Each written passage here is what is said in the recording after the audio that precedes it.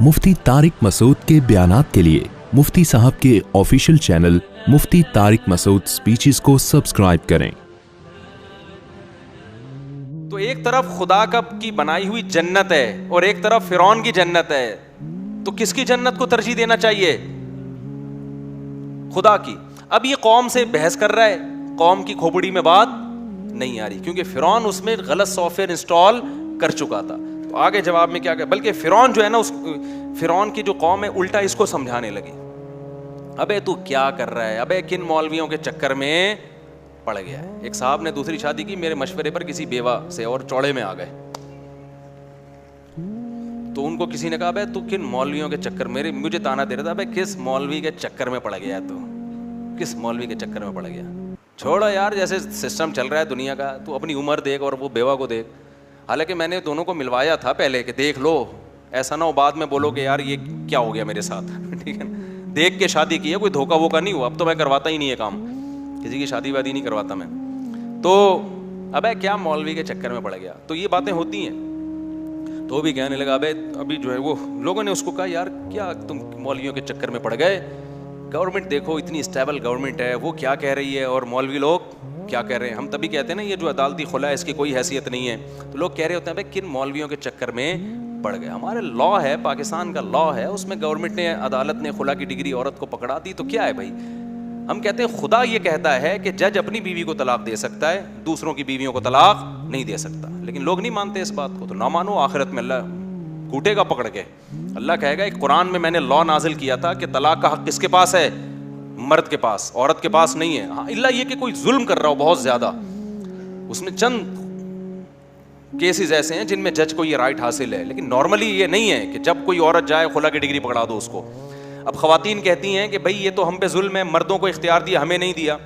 इसके मैं बहुत सारे जवाब दे चुका हूँ। अभी इतनी बात कि कानून तो यही है, खुदाई कानून कुरान में है, ये तलाक कौन दे सकता है, मर्द, औरत नहीं दे सकती। हदीस में भी है, इजमाई उम्मत से भी ये साबित है, इसमें किसी का इख्तलाफ भी नहीं है। देवबंदी, बरेलवी, अहले हदीस, हत्ता के शिया भी इसी के कायल हैं, और तमाम आसमानी मज़ाहिब भी ऐसे ही हैं, ईसाईयत, यहूदियत, के तलाक का हक किसके पास है, मर्द के पास। उनमें भी यही था, ये तो अब उन्होंने चेंज कर दिया।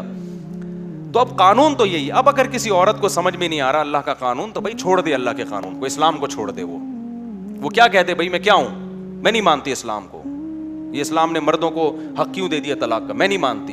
तो भाई मुनाफकत ना करे वो, फिर हम उसको मुसलमानों के कब्रिस्तान में दफन नहीं करेंगे। आप हिंदू के कब्रिस्तान में दफन हो, ईसाइयों, फिर विरासत भी नहीं मिलेगी, क्योंकि मुसलमान इस गैर मुस्लिम और आपस में वारिस नहीं बन सकते। ये लिबरल लोग अजीब बात है, विरासत लेने के लिए मुस्लिम शो करेंगे अपने आप को।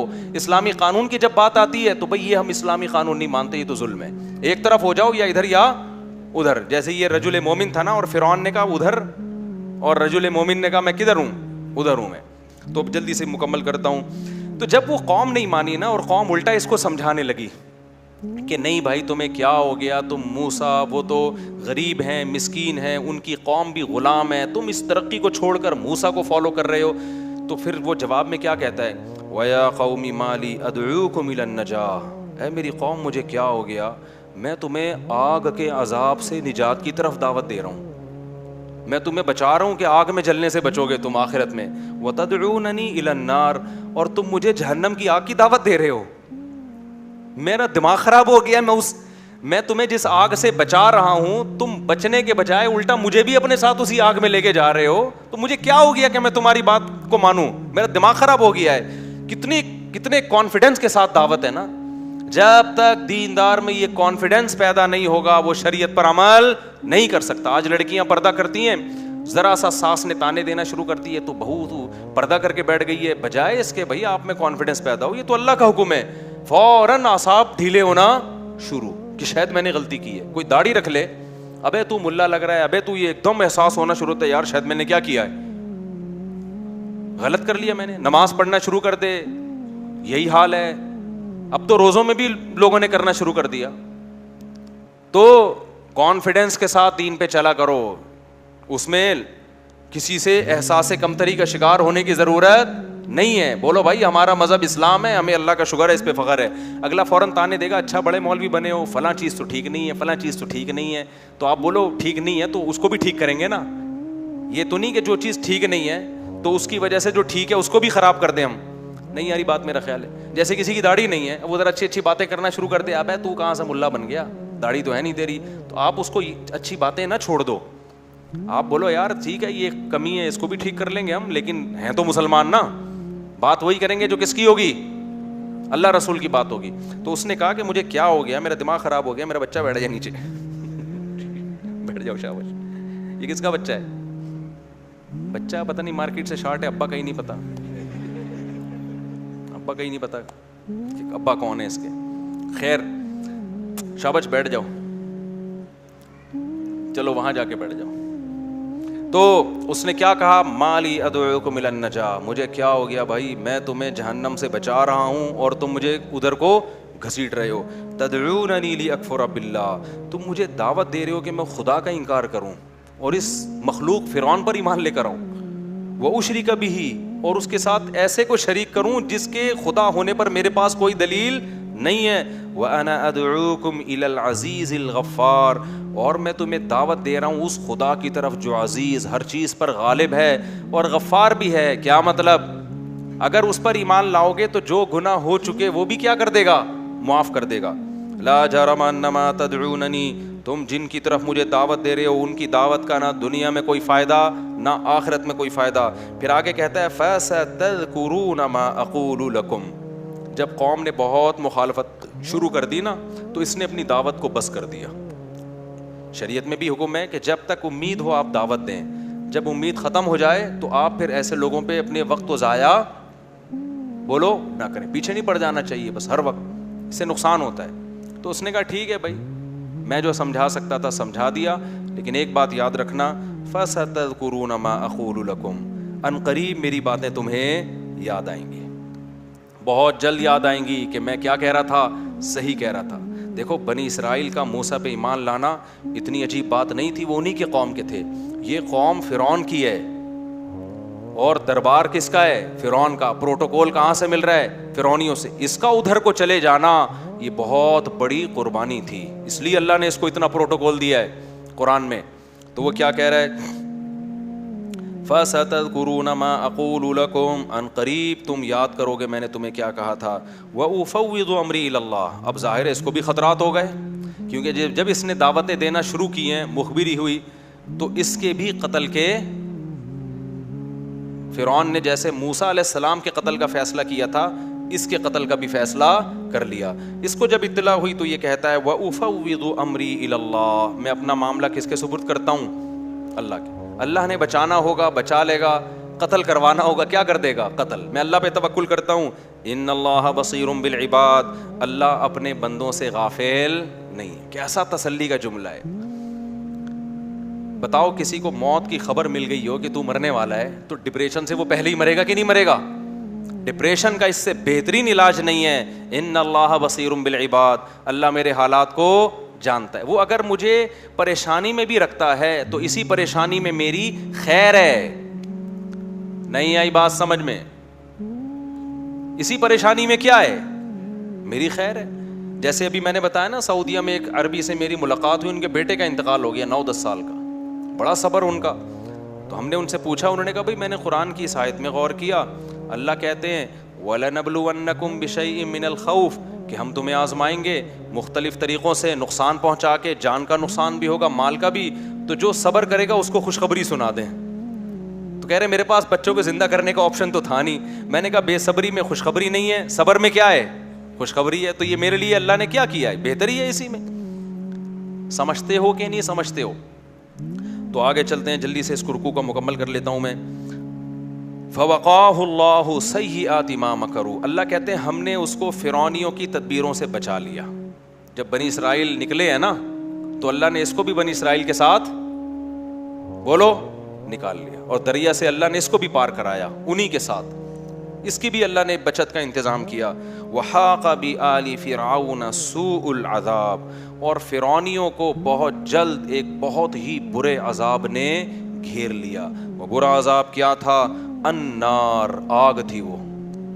یعرضون علیہا غدوا وعشیا, جس آگ پر فرعونی صبح بھی جلائے جاتے ہیں اور شام کو بھی جلائے جاتے ہیں. اللہ نے دریا میں غرق ہونے کا یہاں تذکرہ نہیں کیا، اس لیے کہ غرق تو نیک لوگ بھی ہو جاتے ہیں، قدرتی حادثے بھی ہو جاتے ہیں. حدیث میں آتا ہے جو غرق ہو کے مرا نا میری امت میں، وہ کیا ہے؟ شہید ہے وہ. تو اس میں کسی کو اشکال ہو سکتا تھا بھائی پانی میں غرق ہوا ہے تو یہ تو نارمل ہے، نیچرل ہے، ہو جاتے ہیں، کبھی بچ جاتے ہیں. اگرچہ موسیٰ علیہ السلام کو جس طرح سے اللہ نے بچایا اور فرعون کو غرق کیا وہ تو نیچرل نہیں تھا، وہ تو قدرت تھی اللہ کی. لیکن اللہ یہاں ذکر کر رہا ہے اسی عذاب کا جس کا یہ رجل مومن اپنی قوم کو ڈرا رہا تھا. رجل مومن کو تھوڑی پتا تھا کہ یہ دریا میں ڈوب کے ہلاک ہوں گے، وہ تو آگ سے ڈرا رہا تھا نا. تو اللہ کہتے ہیں ہم نے اس کو بچا لیا اور فرعونیوں کو برے عذاب نے گھیر لیا. وہ برا عذاب تھا النار، آگ، یعرضون علیہا غدوا وعشیا، صبح و شام اس آگ میں جلائے جاتے ہیں. ویوم تقوم الساعہ، اور جس دن قیامت قائم ہوگی، ادخلوا آل فرعون اشد العذاب، حکم دیا جائے گا کہ آل فرعون کو اس سے بھی بڑے عذاب میں داخل کر دو. اس سے یہ سارے اشکالات کا جواب بھی مل گیا. لوگ کہتے ہیں قبر کا عذاب قرآن میں کہیں نہیں لکھا ہوا. قرآن کیا بتا رہا ہے؟ فرعون ابھی کہاں جلایا جا رہا ہے؟ صبح و شام آگ میں.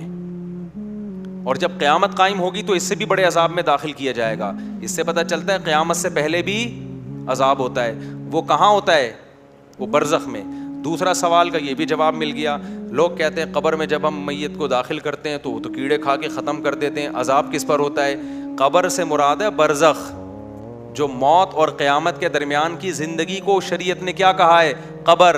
اس قبر میں آپ نہ بھی ڈالیں، کوئی سمندر میں ڈوب کے، پانی میں ڈوب کے ہلاک ہوتا ہے، کوئی اپنی طبعی موت ہلاک ہوتا ہے، کسی کی لاش کو درندے کھا جاتے ہیں. جہاں جہاں ذرات جائیں گے کوئی نہ کوئی جسم کا پارٹ ایسا ہے جس سے روح کا تعلق ہوگا، اور اسی کو اللہ عالم برزخ میں ثواب بھی دے گا اور عذاب بھی دے گا اس کو. بات آ رہی ہے سمجھ میں؟ اس کے لیے اس جسم کا موجود ہونا ضروری نہیں ہے. اور تیسری بات یہ بھی پتہ چلی کہ اللہ کی یہ قدرت ہے کہ فرعون کو غرق پانی میں کیا جا رہا ہے اور داخل آگ میں، حالانکہ پانی اور آگ ایک دوسرے کے بالکل اپوزٹ ہیں. اس سے پتہ چلتا ہے دنیا کی آگ اور پانی جمع نہیں ہو سکتے. لیکن جب فرعون غرق ہوا تو موت کے بعد وہ عالم برزخ میں پہنچ گیا. تو عالم برزخ میں دنیا کا پانی اور عالم برزخ کی آگ ہی آپس میں جمع ہو سکتے ہیں. اس کی مثال ایسی ہے، آپ کسی ٹب میں لیٹے ہوئے ہو، آپ کا سر پانی سے باہر ہے اور آپ کی آنکھ لگ جائے، سو جاؤ آپ، تو سوتے میں آپ کیا کیا دیکھ رہے ہوگے؟ آگ دیکھو گے کہ نہیں دیکھو گے؟ بعض دفعہ دیکھتا ہے آگ، ہاتھ بھی جل رہا ہوتا ہے، حالانکہ آپ کا ہاتھ کس میں ہے؟ پانی میں. اب آپ صبح اٹھ کے بتا رہے ہو یار میں نے دیکھا کہ کسی نے ماچس کی تیلی سے خواب میں میرا ہاتھ جلائے اور مجھے تکلیف محسوس ہوئی. تو اگلا کہ یار تیرا ہاتھ تو پانی کے اندر تھا، تجھے کیسے تکلیف محسوس ہوئی؟ تو اس کا جواب کیا دیا جائے گا؟ بھائی یہ اس دنیا کا پانی تھا، اور آگ جو اس نے دیکھی ہے وہ کہاں پہ دیکھی ہے؟ وہ عالم خواب میں دیکھی ہے. تو عالم خواب میں جب یہ ممکن ہے تو عالم برزخ تو عالم خواب سے بھی اونچی اوپر کی چیز ہے. آپ کو فرعون کی لاش مصر میں نظر آتی ہے، ایسے ممی اس کی رکھی ہوئی ہے، لیکن قرآن کیا کہہ رہا ہے؟ صبح و شام اس کو اور تمام فرعونیوں کو آگ میں جلایا جا رہا ہے. اللہ تعالیٰ ہمیں اس عذاب سے محفوظ رکھے. اور آگے قرآن کہہ رہا ہے وَإِذْ يَتَحَاجُّونَ فِي النَّارِ، اس وقت کو یاد کرو جب ان کو جہنم میں داخل کیا جائے گا تو یہ آگ میں چیخیں گے، کہیں گے فَيَقُولُ الضُّعَفَاءُ، جو ماتحت لوگ ہوں گے نا، جنہوں نے فرعون اور بڑے لوگوں کی باتوں میں آ کے ایسا کیا، وہ کہیں گے لِلَّذِينَ اسْتَكْبَرُوا، اپنے بڑوں سے کہیں گے إِنَّا كُنَّا لَكُمْ تَبَعًا، دیکھو ہم دنیا میں تمہارے فرما بردار تھے، تابع تھے، تمہارے کہنے کی وجہ سے ہم نے موسیٰ کی بات کو نہیں مانا. فَهَلْ أَنْتُمْ مُغْنُونَ عَنَّا نَصِيبًا مِّنَ النَّارِ، تو کچھ تو کرو ہمارے لیے، اس آگ کے کچھ حصے کو تو ہم سے دور کر دو، ختم نہیں کر سکتے، کچھ کمی تو کروا دو اس میں. تو وہ جواب میں کیا کہیں گے؟ قال الذین استکبروا، جو قوم کے بڑے لوگ ہوں گے نا وہ کہیں گے انا کل فیہا، ہم سب اسی کے اندر ہیں. اگر ایسا ہوا ہوتا کہ ہم نے تمہیں آگ میں داخل کروا کے خود بچا لیا ہوتا اپنے آپ کو، تو پھر تم ہم سے سفارش کرتے. ہم اس آگ سے، ہم اپنے آپ سے اس آگ کو دور نہیں کر سکتے، تو ہم تم سے کیسے دور کر سکتے ہیں؟ ان اللہ قد حکم بین العباد، اللہ اپنے بندوں کے درمیان فیصلہ کر چکا ہے، اللہ اس فیصلے سے پیچھے نہیں ہٹے گا. وقال الذین فی النار، قرآن کہتا ہے پھر یہ آگ میں جلتے جلتے جہنم کے داروغہ کے پاس جائیں گے اور کہیں گے ادعوا ربکم.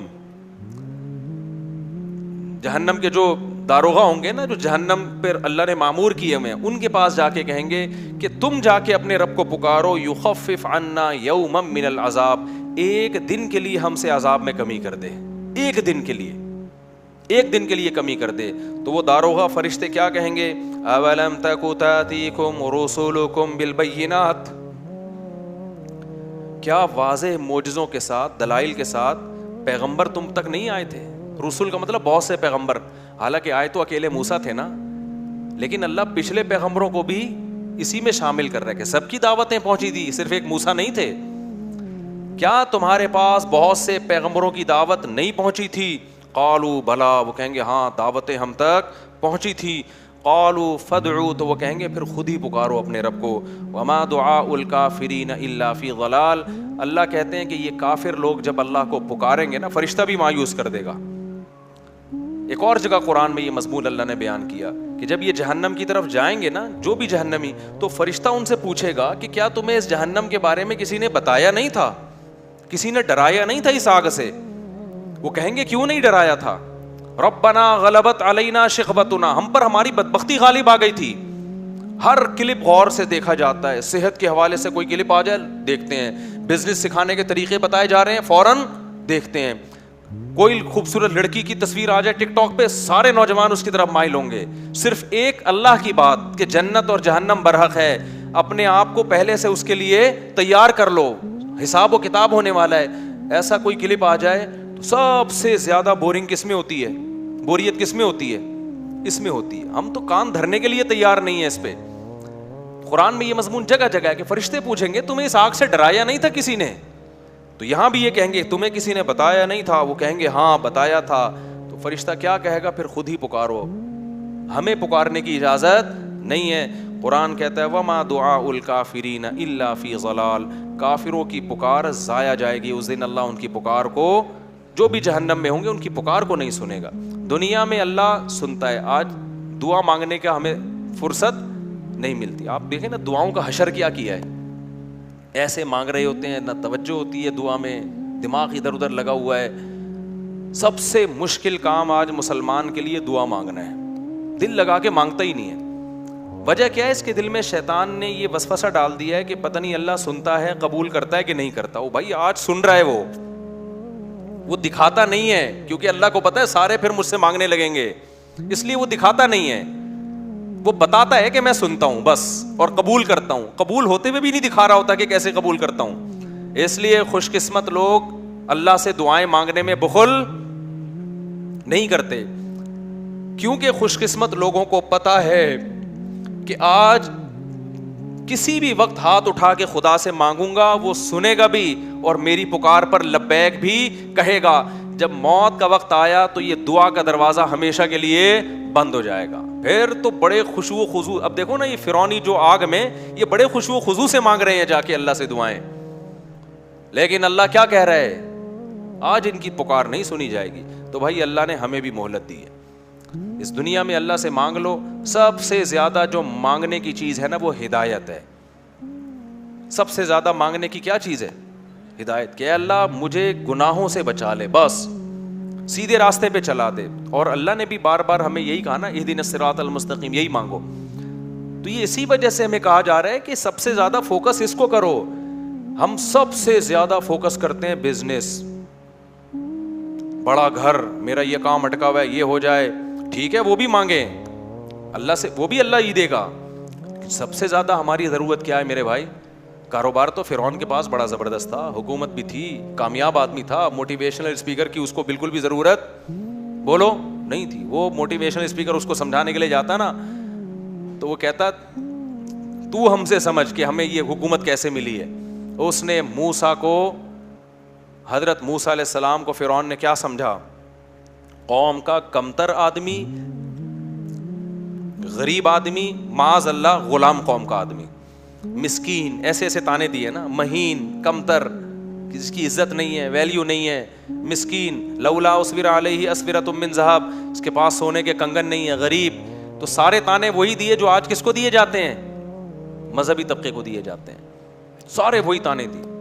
تو اس لیے ان تانوں سے بالکل متاثر نہ ہو. اللہ کی نظر میں اگر ویلیو ہے کسی چیز کی تو وہ کیا ہے, کون اس کو راضی کر کے چل رہا ہے اور کس نے اس کو اپنی زندگی سے نکال دیا. اور دعاؤں کی توفیق مل رہی ہے, اللہ سے راز و نیاز اور باتوں کی توفیق مل رہی ہے, تو اس سے زیادہ خوش قسمتی نہیں.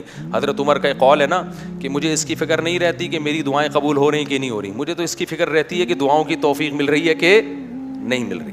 اور ہمیں یہ ہوتا ہے کہ ایک دفعہ مانگی تو وہ ہوئی ہے کہ قبول کے نہیں ہوئی ہے. تو اس کو فوکس کرو. اللہ تعالی ہم سب کو سمجھنے کی, عمل کی توفیق عطا فرمائے. وما علینا الا البلاغ.